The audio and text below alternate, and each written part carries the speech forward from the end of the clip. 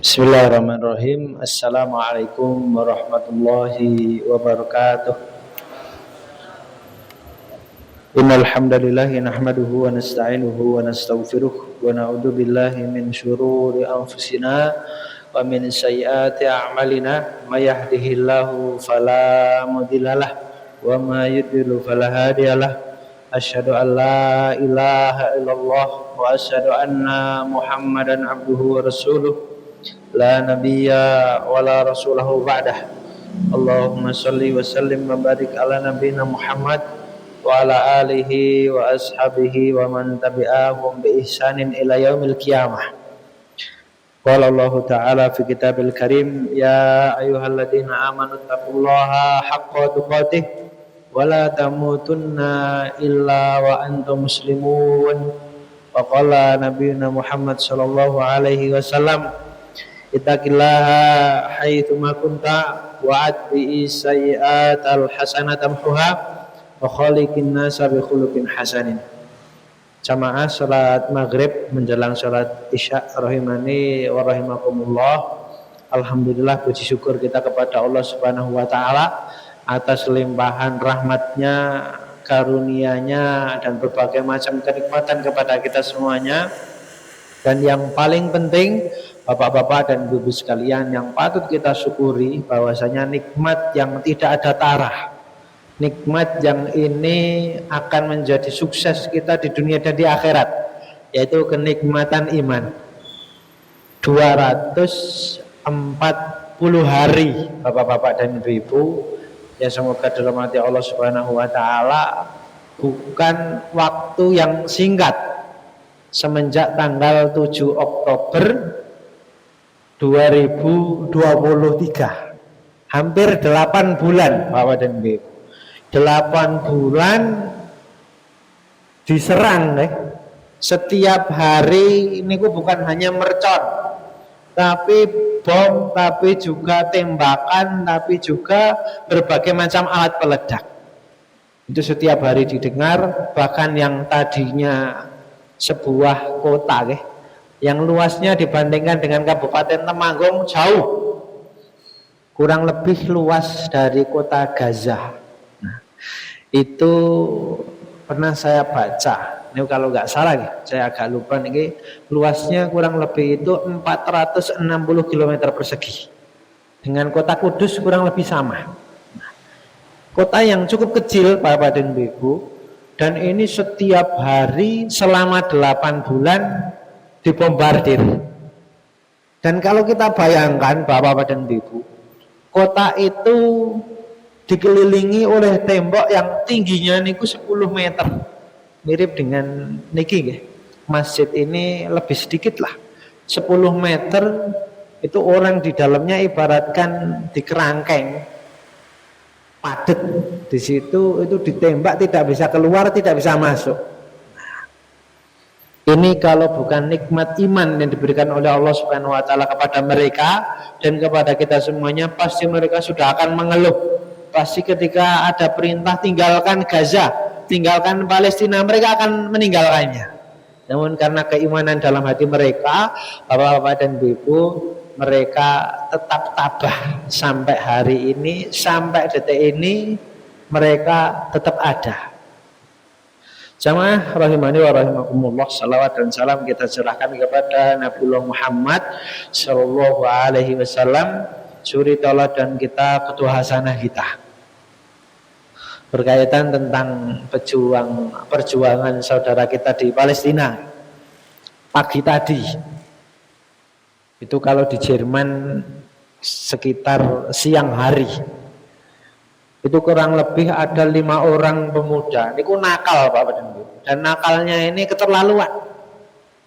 Mereka orang-orang kafir, mereka berkumpul di alun-alun, mereka ngambil Al-Quran itu diinjek-injek, diuntel-untel, dibakar Bapak dan Ibu. Ada 5 orang, di situ ada polisi ini melindungi. Tiba-tiba dari salah satu orang ini seorang laki-laki membawa pisau, 5 orang itu dilukai, diserang secara tiba-tiba. Dan orang ini Bapak dan Ibu, laki-laki tadi yang menyerang, dia orang muslim, dia ditembak mati di tempat. Kalau kita pikir secara logika eman-eman nyerah ke nyawa dan pasti akan kalah. Namun karena keimanan dalam hati seseorang itu bisa menjadikan segala sesuatu itu bisa dikalahkan hanya karena cinta kepada Allah dan Al-Quran. Jamaah rahimani wa rahimakumullah. Memang kalau kita melihat hari ini niku cukup kita menyayat hati ketika melihat apa yang terjadi di Palestina, terutama di Gaza, ketika kita melihat apa perilaku dunia. Sampai detik ini belum ada satu tentara pun dari negara Iran lah, dari negara manapun itu yang datang ke sana membantu. Hanya sekedar bantuan dan kecaman. Jamaah rahimani wa rahimakumullah, di dalam surat At-Taubah ayat ke-14. Surat At-Taubah ayat ke-14. Yang di sini bunyinya kurang lebih saya bacakan, qatiluhum yu'adzibhumullahu biaidikum wa yukhzihim wa yansurukum alaihim wa yasfi sudura qaumin mu'minin. Jamaah rahimani wa rahimakumullah, di dalam surat At-Taubah ayat ke-14 di sini bahwasanya qatiluhum, Allah Subhanahu wa taala memerintahkan kepada kaum muslimin, qatiluhum, perangilah mereka, yu'adzibhumullahu biaidikum, maka Allah Subhanahu wa taala akan mengadab mereka dengan tangan-tangan kalian. Wa yukhzihim wa yansurukum alaihim, Allah akan menghinakan mereka, akan menolong kalian semuanya orang mukmin, alaihim, atas orang-orang kafir, wa yasfi sudura qaumin mu'minin, dan menjadikan hati orang-orang mukmin itu bahagia. Jamaah rahimani wa rahimakumullah, kalau boleh saya artikan secara gampang biar mudah untuk dipahami, bahwasanya orang-orang kafir, orang Amerika, terutama orang Yahudi Israel, itu tidak akan pernah dimusnahkan oleh Allah Subhanahu wa taala dengan petir, dengan angin yang tiba-tiba datang, dengan bencana alam yang seperti kaum Lot terjadi, hujan batu, atau kaumnya Nabi Nuh ada banjir bandang, atau juga mungkin ditelan bumi, tidak akan pernah. Dalam ayat surat At-Taubah ayat ke-14 ini mengatakan bahwasanya Allah Subhanahu wa taala qatiluhum, perangilah mereka, yu'adzibhumullah, jadi Allah akan mengadab mereka, orang-orang kafir, terkhusus orang-orang Yahudi Israel. Itu dengan apa? Tangan-tangan kaum muslimin.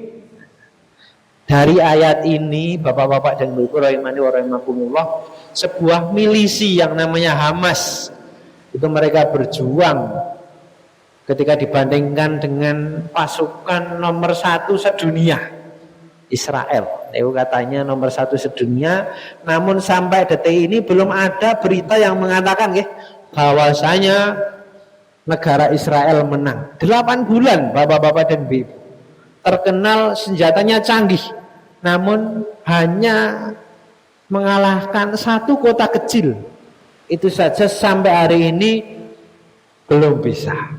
Dan hebatnya bapak-bapak dan ibu, sebuah milisi ini bukan militer, di atasnya Hansip kalau kita yang namanya Hamas.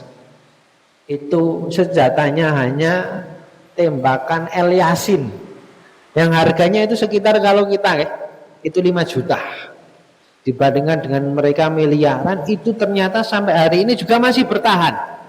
Bahkan Selasa pagi tadi itu masih bisa menembak 2 tank. Jamaah rahimani wa rahimakumullah, ini Allah Subhanahu wa taala mengatakan qatiluhum yu'adzibhumullah. Jadi Allah itu tidak akan mengadab orang-orang kafir dengan bencana alam atau dengan pasukan-pasukan Allah yang berupa malaikat tiba-tiba atau penyakit secara tiba-tiba, enggak akan. Kalau bahasa gampangnya kita gitu. Namun Allah Subhanahu wa taala akan menghadap mereka dengan tangan-tangan orang mukmin, orang-orang Islam.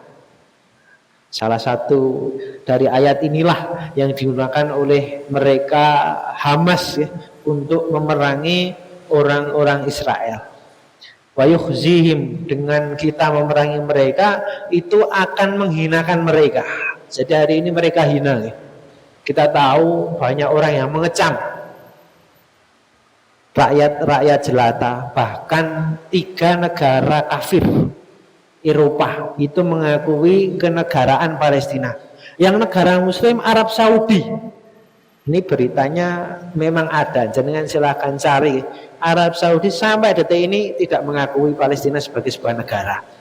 Namun Arab Saudi malah mengakui Israel sebagai negara. Ini cukup miris Bapak dan Ibu rahimani wa rahimakumullah. Hari ini memang Palestina sendiri ya, oleh negara-negara Muslim yang notabene-nya mayoritas Islam. Bahkan Mesir saja ya, ketika ada yang lari ke Mesir, itu apa yang dilakukan? Diserang Bapak dan Ibu. Bukan ditolong atas dasar keimanan, namun karena atas dasar ini batas negara.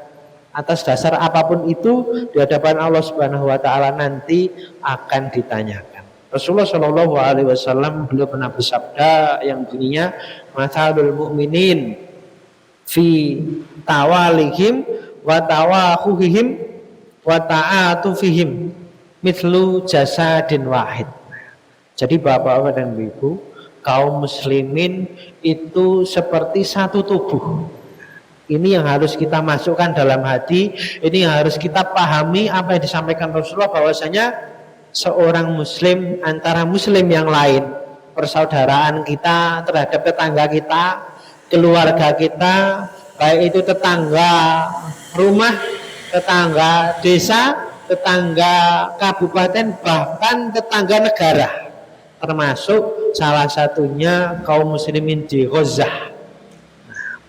Ini Rasulullah mengibaratkan kal jasadin wahid, seperti satu tubuh. Satu tubuh ini beribun. Ketika tangannya sakit, maka sekujur tubuh itu akan merasakan sakit. Sama Bapak dan Ibu. Kalau kita orang mukmin, ketika kita melihat apa yang terjadi di Gaza, itu hati kita akan sakit. Karena apa? Itu anggota tubuh kita. Kalau kita hanya biasa-biasa saja, nyantai-nyantai saja, yang kemarin boikot hari ini lost doll, wah itu kan kemarin, itu kan bulan lalu, itu kan sudah berjalan setengah tahun. Maka kalau kita tetap boikot, kita akan makan apa? Kita mau kerja apa? Jamaah rahimani wa rahimakumullah. Maka kita terhadap saudara kita muslim di Palestina, maka marilah kita anggap mereka seperti kal jasadin wahid. Bukan atas dasar hanya batas negara atau mungkin beda etnis dan lain-lain, tapi mereka bersama-sama kepada kita sebagai orang mukmin. Dan nanti bapak-bapak dan ibu rahimani wa rahimakumullah, itu kita akan ditanya oleh Allah Subhanahu wa taala, terutama pemimpin-pemimpin negara yang hari ini hanya diam saja, yang hari ini hanya bisa mengecam, entah apapun itu kita menanggapi dari segi Al-Quran ini tidak dibenarkan. Karena apa? Melihat anak-anak hilang kepalanya Bapak dan Ibu, melihat ibu-ibu perempuan kakinya putus, tangannya hilang, anggota keluarganya ketika pagi hari bersama makan satu piring, sore harinya sudah tidak ada. Mending kalau meninggal secara normal, tapi meninggalnya dalam keadaan anggota tubuhnya hilang, sebagian anggota tubuhnya entah kemana, bahkan itu dilihat oleh anggota keluarganya sendiri. Jamaah rahimani wa rahimakumullah, di dalam surat At-Taubah, lanjutan dari yang tadi, ayat yang ke-14, ini surat At-Taubah ayat ke-24. Nah, ini terutama yang ingin saya sampaikan pada malam hari kali ini, surat At-Taubah ayat ke-24, yang di sini bunyinya bahwasanya kul In kana aba'ukum wa abna'ukum wa ikhwanukum wa ashiratukum wa amwalun iktaraftumuha wa tijaratun takhshawna kasadaha wa masakinu tardawnaha ahabba ilaikum minallahi wa rasulihi wa jihadin fisabilillah fatarabbasu hatta ya'tiyallahu bi amri.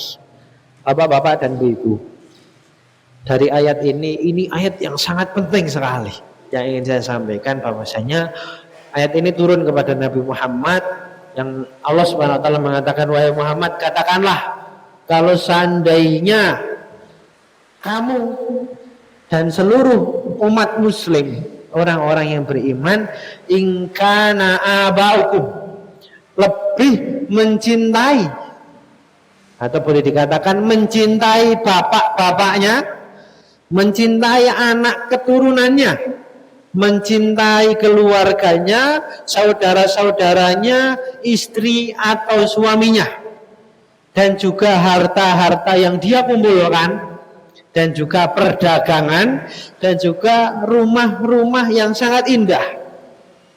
Itu lebih mereka cintai daripada Allah yang pertama, yang kedua Rasulullah Shallallahu Alaihi Wasallam, dan yang ketiga jihad fi sabilillah. Allah Subhanahu wa taala mengatakan, fatarabbasu hatta ya'tiyallahu bi amri innallaha la yahdil qaumal fasiqin. Dialog linearnya bahwasanya Allah mengatakan titeni, ya kalau bahasa Jawa, lihat saja kalau orang itu lebih mencintai tadi yang disebutkan daripada Allah yang pertama, yang kedua Rasulullah, dan yang ketiga jihad fisabilillah, maka tunggu tanggal mainnya. Allah Subhanahu wa taala mengatakan seperti itu. Jamaah rahimani wa rahimakumullah, yang pertama nih, kalau seandainya seseorang itu lebih mencintai orang tuanya, apa hukum? Ada sebuah kisah salaf, kisah para sahabat yang namanya Sa'ad bin Abi Waqqas. Beliau terkenal seorang anak muda yang sangat mencintai kedua orang tuanya. Bapaknya sudah meninggal, tinggal ibunya sebatang kara dengan beliau Sa'ad bin Abi Waqqas. Beliau sangat mencintai sekali. Ibunya sudah tua renta. Setiap hari, setiap pagi selalu dibantu untuk membersihkan rumahnya, untuk menggiring binatang ternaknya. Suatu ketika mendapatkan bahwasanya ada berita tentang kenabian Nabi Muhammad, Sa'ad bin Abi Waqqas datang kepada Nabi Muhammad, memutuskan untuk, wahai Rasulullah, saya beriman kepada engkau. Beliau beriman. Pulang ke rumahnya, berita itu sampai kepada telinga ibunya bahwasanya Sa'ad bin Abi Waqqas sudah masuk Islam. Ibunya tidak terima, dipanggillah Sa'ad bin Abi Waqqas, wahai Sa'ad, kemari. Apakah benar anakku yang aku cintai? Apakah benar kamu ini sudah beriman kepada Muhammad? Sa'ad bin Abi Waqqas karena tahu ibunya adalah orang yang tidak bisa menerima Islam, beliau hanya diam. Beliau diam. Hari yang kedua kembali ditanya Sa'ad bin Abi Waqqas, wahai Sa'ad, kalau kamu benar-benar mencintai ibumu, tolong jawab dengan jujur. Apakah benar kamu telah mengimani, telah mengikuti Muhammad? Sa'ad bin Abi Waqqas hanya diam. Di hari yang ketiga sama. Sa'ad, kalau kamu nggak mau berkata jujur, maka mulai detik ini, mulai saat ini, kalau kamu masih mengikuti agama Nabi Muhammad, ibu kamu yang kamu cintai akan mogok makan. Sa'ad bin Abi Waqqas hanya diam, Bapak dan Ibu. Satu hari berjalan, benar. Tidak makan, tidak minum, hanya tidur. Sehari berlalu, 2 hari berlalu, 3 hari berlalu. Sudah terbaring lemas di atas tempat tidurnya, tidak bisa apa-apa, dipanggil Sa'ad. Sa'ad, kemari. Wahai Sa'ad, kamu lihat ibumu sudah tidak bisa apa-apa, sudah lemas sekali. Kalau kamu mencintai ibumu, kamu tinggalkan agama Muhammad dan kamu kembali kepada agama nenek moyang kamu. Sa'ad bin Abi Waqqas sambil menangis karena mencintai ibunya mengatakan, ya ummi, wahai ibuku yang aku cintai, laukana mi'atan nafsin, kalau seandainya ada pada dirimu itu 100 nyawa, kharajat nafsan binafsin, keluar satu persatu di depan mataku, lan atruka dina Muhammad. Sa'ad bin Abi Waqqas dengan tegasnya mengatakan, kalau seandainya kamu punya 100 nyawa ibuku dan itu keluar satu persatu di depan mataku, sakaratul maut yang sakitnya, Rasulullah mengatakan lebih daripada tusukan 300 pedang, itu di depan mataku, di depan anak kandungnya yang sangat mencintainya, mengatakan lan atruka dina Muhammad, tidak akan pernah satu detik pun aku meninggalkan agama Nabi Muhammad. Bapak-bapak dan ibu rahimani wa rahimakumullah, ini ibu yang sudah mengandungnya 9 bulan 10 hari, sudah melahirkannya dengan susah payah, bahkan kalau orang Jawa mengatakan toh nyowo. Itu apa yang dikatakan saat kamu mati tak masalah, yang penting aku tidak meninggalkan agama Nabi Muhammad sallallahu alaihi wasallam. Qul in kana aba'ukum ahabba minallahi wa rasulihi wa jihadin fisabilillah. Apa yang dilakukan saat? Iya, dia mencintai ibu kandungnya, namun kecintaan kepada ibunya tidak bisa melebihi kecintaan kepada Allah yang pertama, yang kedua Rasulullah, dan yang ketiga jihad fisabilillah. Qul in kana aba'ukum wa abna'ukum wa ikhwanukum wa ashiratukum. Yang contoh dari bapak dan ibunya Sa'ad bin Abi Waqqas. Juga ada yang diuji oleh Allah Subhanahu wa taala dari seluruh anggota keluarganya. Ibunya dipanggil oleh orang-orang kafir Quraisy. Namanya Umayyah. Ummu Sulaim. Beliau dipegang, dikatakan oleh orang-orang kafir Quraisy ketika itu, wahai ibu, mau tidak kamu meninggalkan agama Muhammad? Kalau kamu nggak mau, saya bunuh kamu. Saya tidak mau. Saya mencintai Allah dan Nabi Muhammad lebih dari diri saya dan keluarga saya. Diambil tombak bapak-bapak dan ibu, ditusuk dari bawah kemaluannya, mati dalam keadaan ketika itu juga. Anaknya yang namanya Amr ketika itu melihat di depan matanya ibunya dibunuh. Beliau menangis, beliau tidak tahan. Setelah itu berlalu, ditanya, wahai Amr, maukah kamu meninggalkan agama Muhammad? Amr masih tidak mau. Akhirnya bapaknya dipanggil, dihadapkan di depannya, wahai bapaknya Amr, maukah kamu meninggalkan agama Muhammad? Kalau kamu nggak mau, akan saya geraji tubuh. Bapaknya mengatakan, saya tidak akan pernah meninggalkan agama Nabi Muhammad meskipun nyawa saya menjadi taruhannya. Bapak-bapak dan ibu, laki-laki tadi dibaringkan di atas meja, kemudian orang-orang kafir Quraisy mengambil gergaji, dipotonglah tubuh laki-laki tadi dalam keadaan hidup-hidup menjadi 2. Anaknya itu berada di situ, melihat dalam keadaan menangis. Seorang anak mana yang tega bapak dan ibunya dibunuh di depan matanya. Akhirnya, wahai Amr, kamu mau gak meninggalkan agama Muhammad? Ujiannya sangat berat bapak dan ibu. Datang dari keluarganya, bapak, ibunya dibunuh dalam keadaan memperjuangkan agama Islam. Tapi apa kata Amr? Ya Allah, saya tetap beriman kepadamu, kepada nabimu. Dan ketika itu dalam keadaan tidak sadar, beliau mengatakan, saya meninggalkan agama Nabi Muhammad. Beliau menangis, beliau datang kepada Rasulullah, ya Rasulullah, bagaimana ini saya dalam keadaan genting, dalam keadaan tidak sadar saya mengucapkan kekafiran. Rasulullah mengatakan barang siapa yang hatinya tetap beriman, maka dia tetap beriman. Datang dari keluarga, ujiannya itu oleh Allah Subhanahu wa taala. Berat bapak-bapak dan ibu, namanya ujian tidaklah ringan. Wa azwajukum wa ashiratukum wa amwalun iktaraftumuha. Ada juga yang ujiannya dari harta bendanya. Orang-orang muslim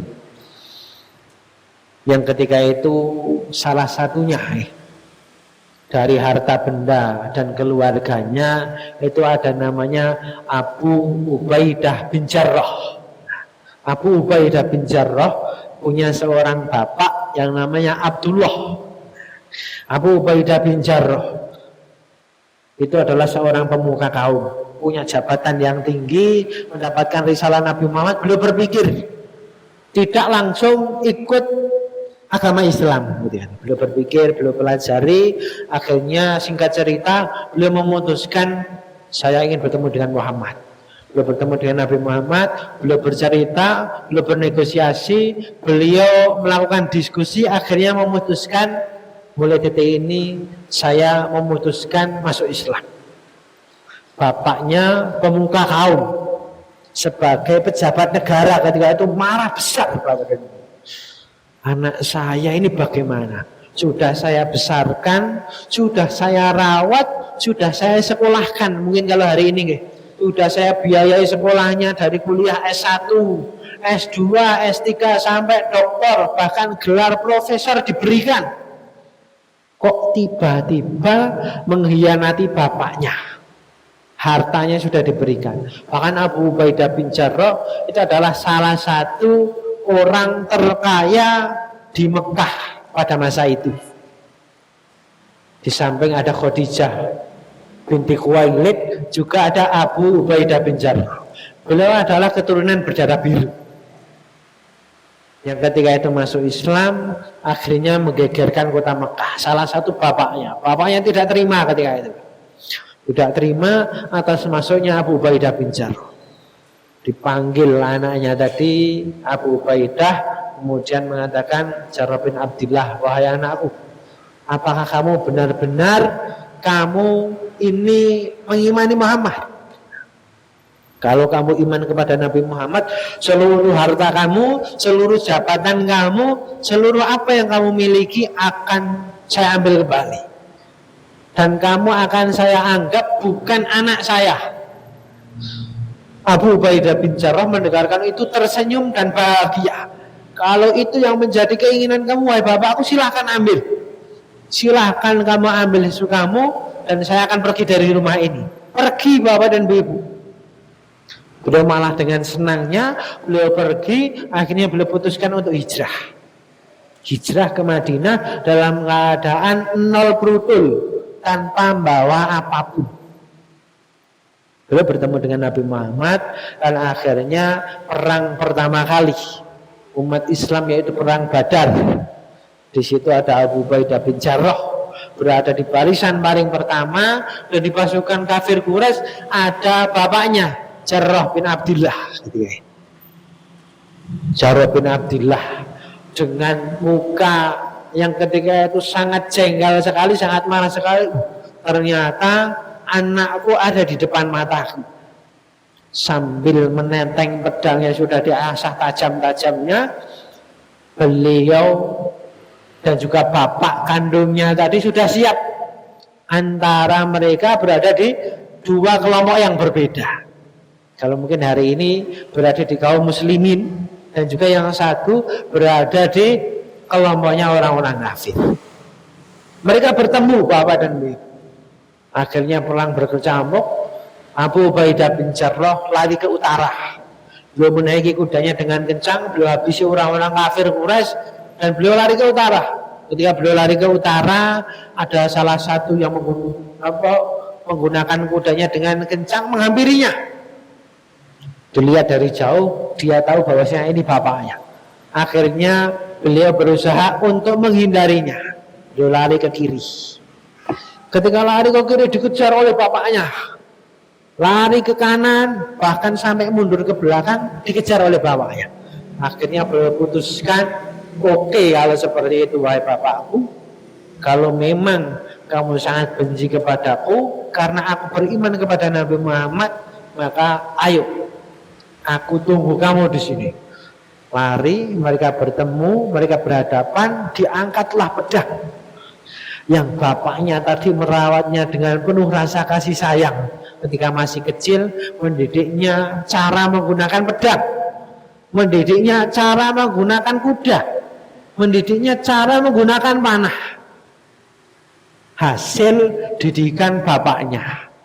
Ketika itu disampaikan kepada anaknya, wahai Abu Ubaidah, anakku, kenapa kamu meninggalkan Nabi Muhammad, meninggalkan bapak kamu, meninggalkan agama nenek-nenekmu yang kamu, demi Muhammad yang sudah gila. Akhirnya singkat cerita mereka beradu pedang mereka antara bapak dan anak.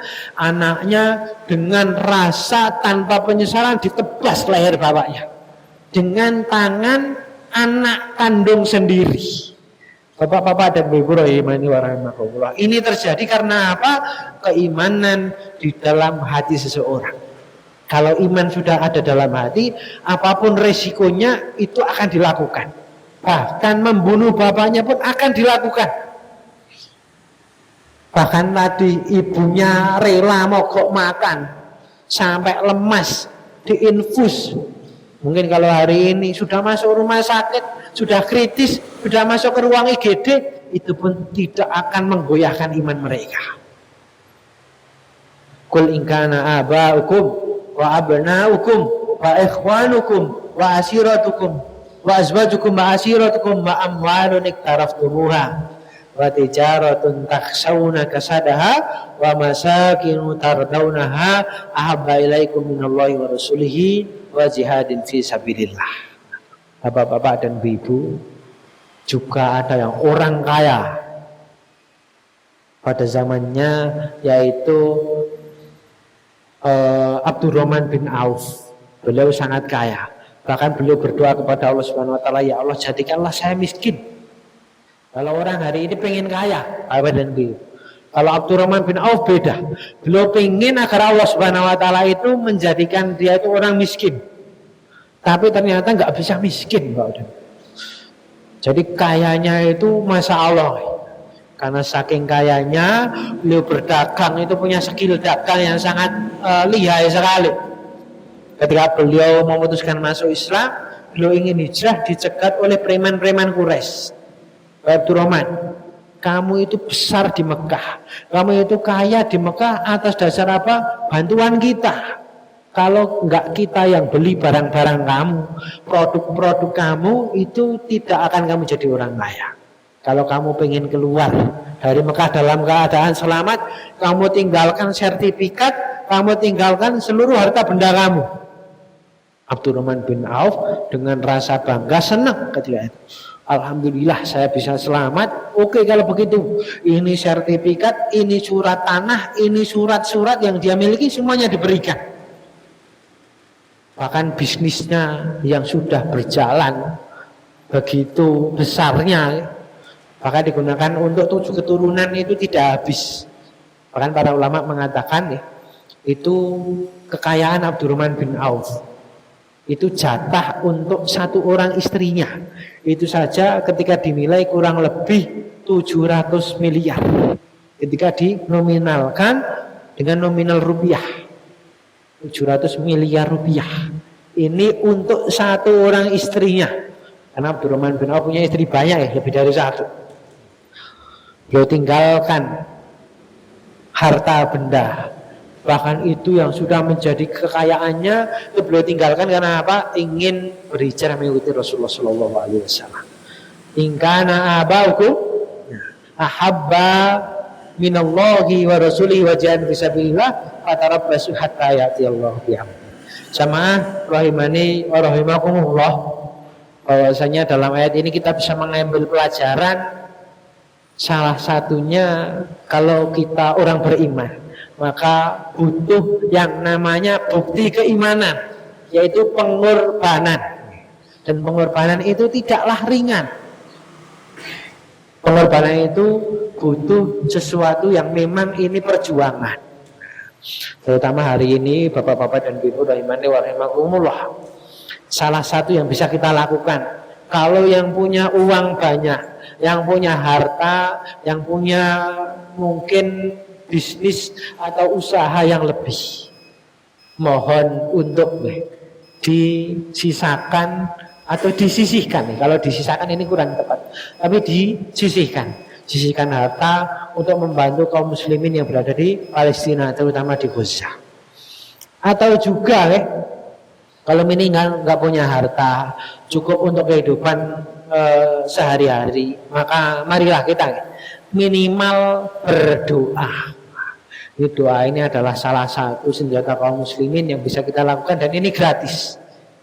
Dan bapak-bapak dan ibu rahimani wa rahimakumullah, dan yang paling penting sekali untuk hari ini yang bisa kita lakukan adalah salah satunya untuk terus melanjutkan boikot produk-produk orang-orang Yahudi, orang-orang Israel pada khususnya. Jadi boikot itu tidak hanya sebulan 2 bulan bapak dan ibu, tapi bagaimana boikot ini bahkan kita lakukan seumur hidup. Bahkan Majelis Ulama Indonesia dalam fatwanya nomor 23, kalau nggak salah nomor 23, saya itu pernah baca, belum lama keluar itu, belum ada 1 tahun dikeluarkan, haram hukumnya membeli produk-produk yang jelas afiliasinya kepada orang-orang Yahudi. Jadi bapak dan ibu, maka marilah kita, salah satu perjuangan kita, ibu-ibu terutama, bapak-bapak ketika mau beli pastikan barang produk ini bukan produk orang-orang Yahudi. Beli sunlight, jangan. Beli air minum Aqua, jangan. Karena apa? Ini produk-produk mereka. Ini adalah salah satu contoh yang masih banyak lagi, dan ternyata produk mereka itu sangat menjamur di antara kita. Maka marilah kita hindari. Yang sudah beli, sudah punya, maka silahkan untuk digunakan. Namun yang belum ingin membeli dan lain-lain, kita hindari untuk produk-produk mereka. Karena apa? Ini semuanya nanti akan ditanya oleh Allah Subhanahu wa taala.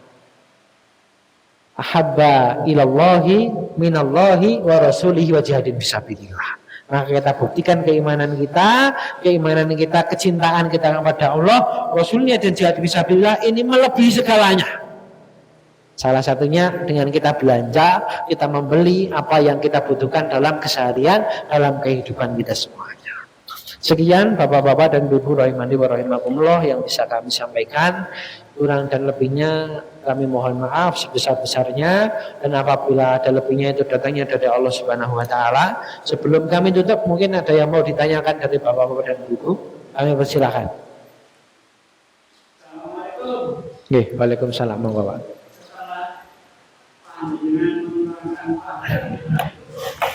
Tapi telah dimenjadikan paling tidak kita paham. Dan kami tanyakan, apakah tidak ada kemungkinan di antara kita ini untuk mengadakan satu kegiatan, bisa jadi misalnya satu kegiatan untuk mengumpulkan sebagian dari rezekinya yang kemudian nanti Anda menyalurkannya, sebab kami tidak tahu dan untuk menyalurkan ke sana. Apakah mungkin Anda mengorganisasikan agar ini kita semuanya dapat menyampaikan sedikit banyaknya untuk membantu orang-orang Palestina. Ya, terima kasih. Mungkin jawaban singkat saya untuk tadi kan untuk istilahnya pengumpulan dana Nah ini di Muhammadiyah sendiri itu ada. Nah, jadi atau mungkin titipkan ke saya itu juga bisa. Nah, kalau misalkan jenengan tidak percaya kepada saya lewat Muhammadiyah itu juga bisa. Atau juga lewat lembaga-lembaga lain yang jelas afiliasinya, untuk mereka insya Allah bisa Pak. Nah, Untuk mengumpulkan, boleh mengadakan acara di Masjid Ar-Rahmah, penggalangan dana untuk Palestina, boleh, silakan. Atau juga mungkin lewat saya, lewat Yayasan Muslim Satu Visi, atau mungkin lewat Muhammadiyah, atau mungkin lewat yang lain, monggo silakan yang menurut jenengan dipercayai. Jadi bebas sesuai dengan niat, ingin membuktikan ya Allah saya cinta kepada kamu, kepada Rasul, kepada juga jihad fisabilillah. Ngoten, Mbak. Yang kami maksud Anda yang mengadakan organisasi. Soalnya dari pengajian ini dulu pernah mengusahakannya. Oh, oke. Berarti ini usulan untuk mengadakan, ngoten nggih? Ya, kalau mungkin bisa, terima kasih. Oh, oke.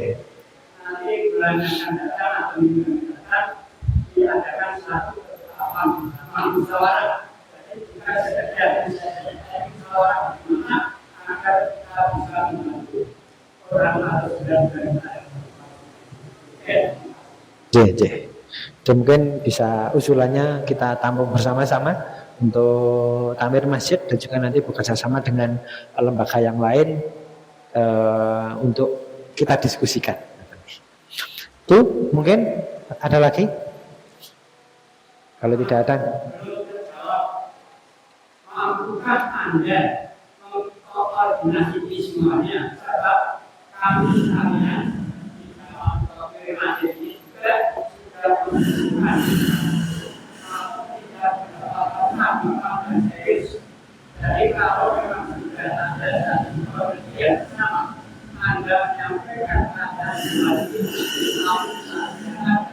satu sikap dan positif, maka kita itu hanya akan membuat satu kita yang amin. Jadi kalau saya pribadi, Bapak mohon maaf nih, karena memang di sini di bawah takmir juga nih. Jadi saya juga tidak bisa tiba-tiba mengadakan galang dana. Karena ini juga pasti butuh lewat mungkin dari takmir, mungkin juga pengurus masjid. Kalau mungkin jenengan lewat saya, monggo silakan. Saya ada kenalan, saya kenalkan lewat langsung lembaga, monggo silakan. Jadi kalau jenengan dan ibu-ibu jamaah sekalian ingin atau mungkin nanti aksi nyata, saya juga tidak bisa langsung di sini karena mungkin ada yang berhak untuk mengadakan, karena saya di sini juga hanya menyampaikan. Kalau mau ditindaklanjuti monggo. Kalau misalkan tidak, bisa kita bertindak lanjut sendiri secara pribadi. Mungkin seperti itu. Itu yang bisa kami sampaikan.